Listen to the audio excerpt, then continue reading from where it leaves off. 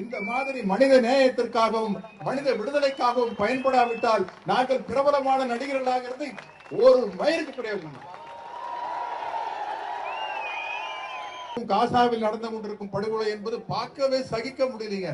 எப்படி அந்த மனிதாபிமானத்தோட அவங்க போய் மேல அந்த குண்டு போடுறாங்க, அந்த குழந்தைகள் சாகிறது எல்லாம் பார்க்கும்போது இந்த காசாவின் ஒரு தாக்குதல் நடத்தவன் எப்படி நிம்மதியா படுத்து தூங்குவான்?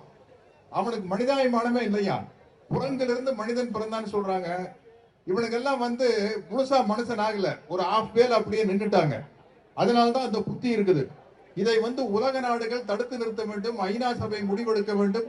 ஒவ்வொரு முறையும் ஒரு இனத்தின் விடுதலைக்காக போராடும் போது இது மாதிரிதான் இனப்படுகொலை நடக்கிறது. இப்படித்தான் இலங்கையிலே தமிழீழம் மலர வேண்டும் என்பதற்காக பாடுபட்ட தமிழீழ சகோதரர்கள் கொடூரமாக கொல்லப்பட்டார்கள். போராளிகள் மட்டுமல்ல, அப்பாவி மக்களும் கொல்லப்பட்டார்கள்.